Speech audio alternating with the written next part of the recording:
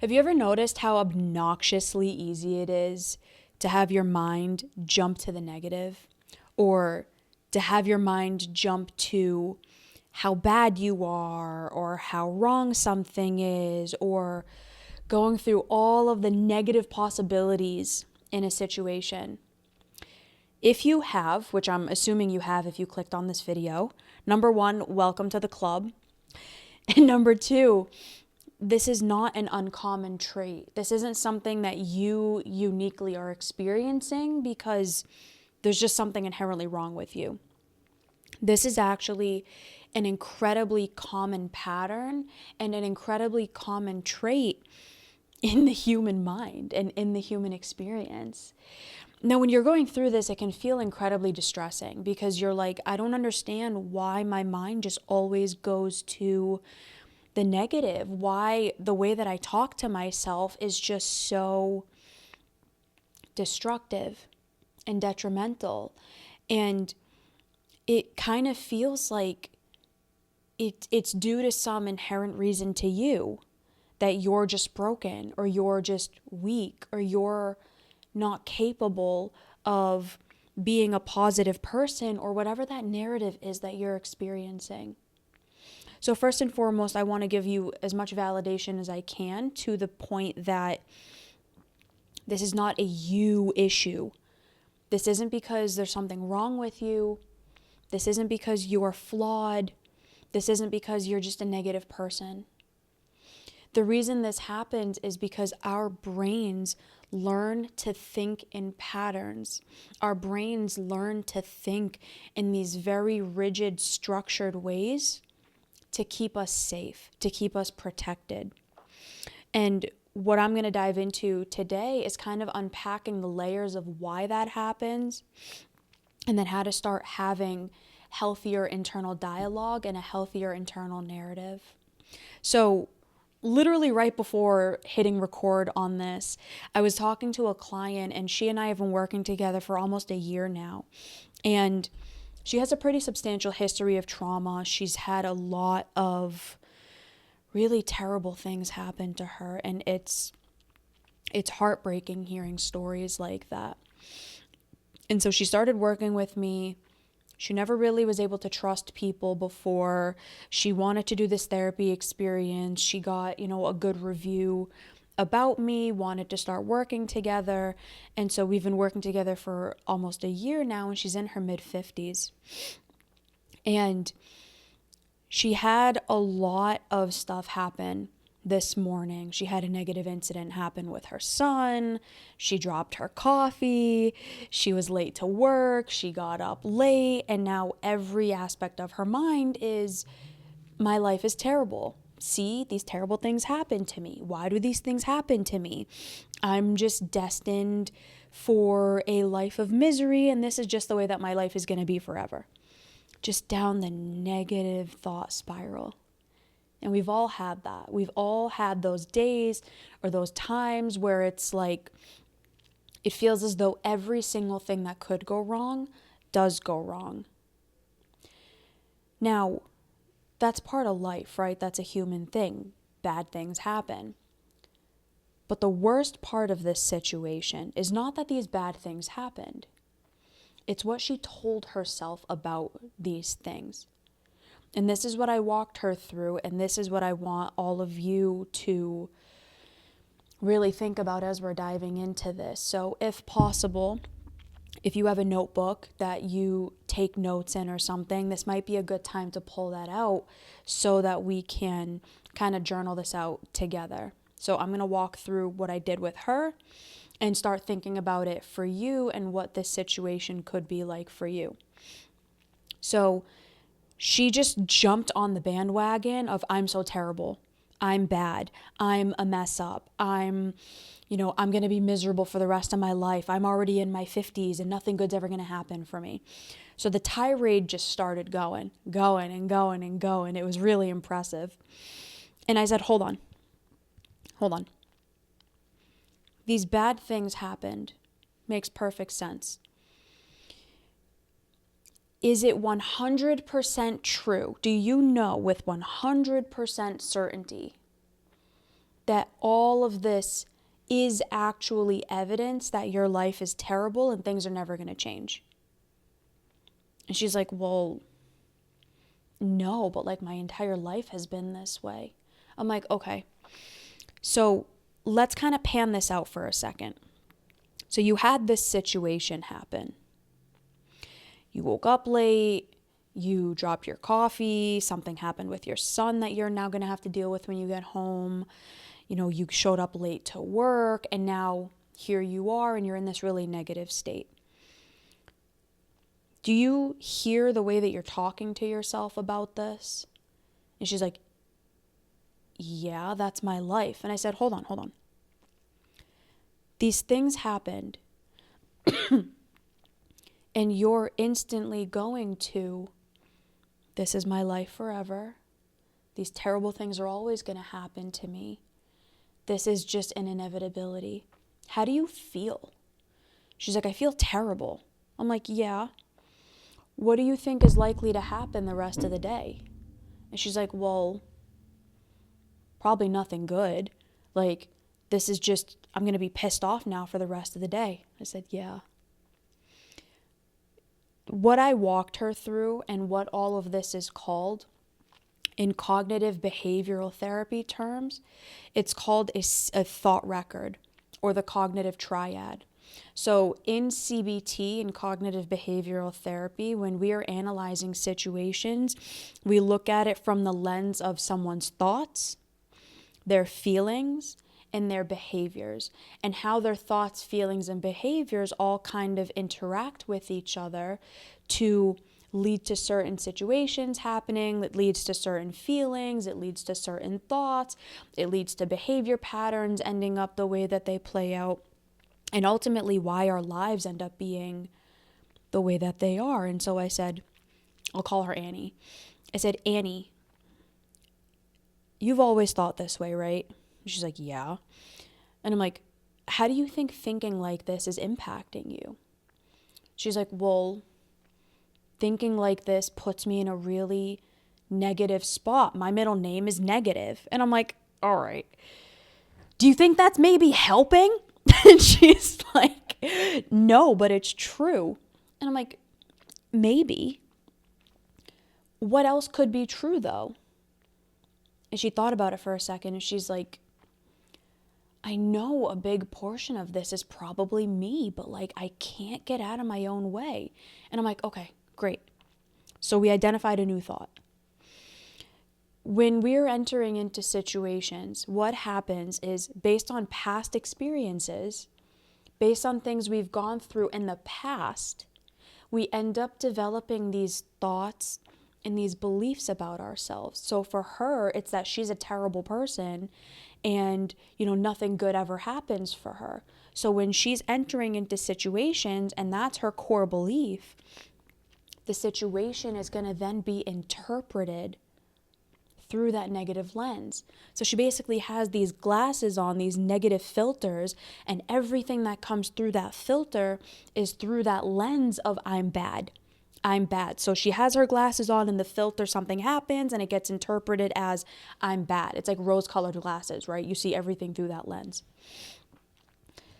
So when something happened, like what had happened this morning, which is all relatively normal things, right? All right, you woke up late, you dropped your coffee, you showed up to work late. These are all relatively normal human experiences.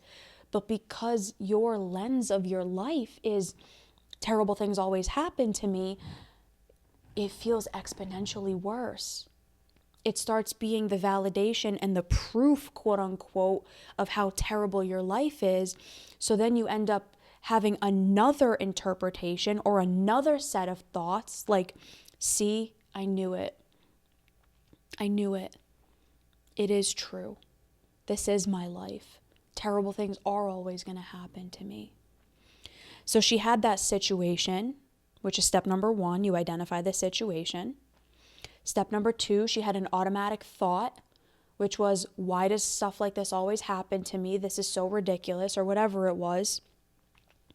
She started having feelings of hopelessness and despair.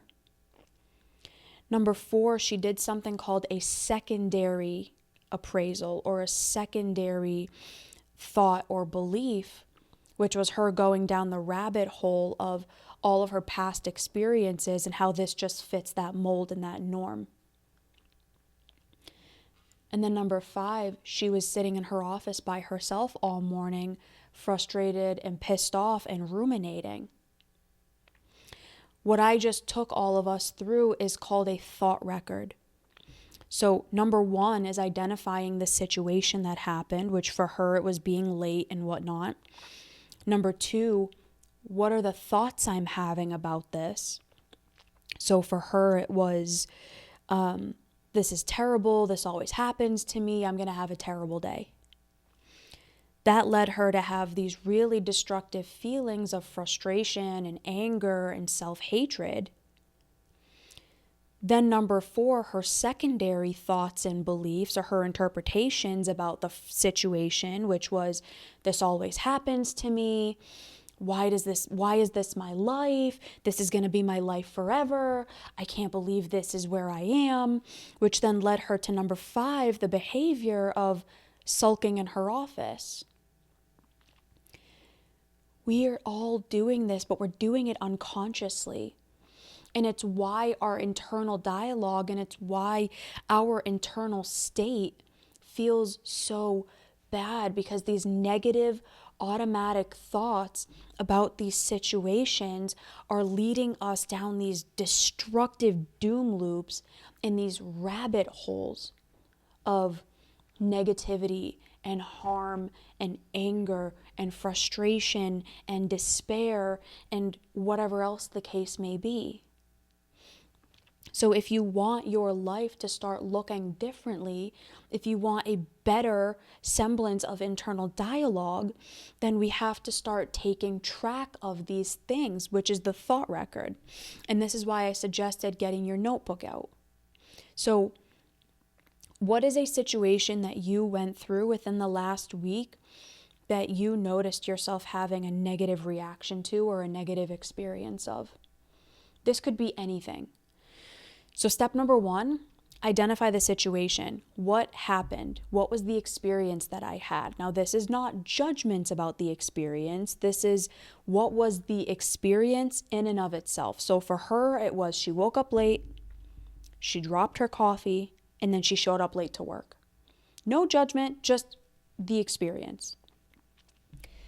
Step number 2, what thoughts did you notice popping up in your head? Was there an image? Was there a thought? Was there a memory that might have popped up? Now, these are a little bit harder for us to remember. Usually when I'm doing this with clients, they're like, I don't know what I was thinking. So if that maybe feels a little bit harder, go to step number 3 first, which is the feeling. What did you notice yourself feeling? Were you angry? Were you frustrated? Were you feeling sad? Were you feeling hopeless? Was there happiness there, right? Like what was the feeling that you had? And then you can backtrack it to, okay, if I try to look back on that situation, what was I thinking? You usually will figure it out if you think of the feeling first. So number 1, what was the situation? Number 2, what was the thought? Number 3, what was the feeling? Now, number 4, what did this mean to me? So what was the secondary thought or the belief underneath that? Was it that things like this always happen to me and this is always going to be my life? Was it good things are never going to happen for me? Was it that I'm always going to be alone?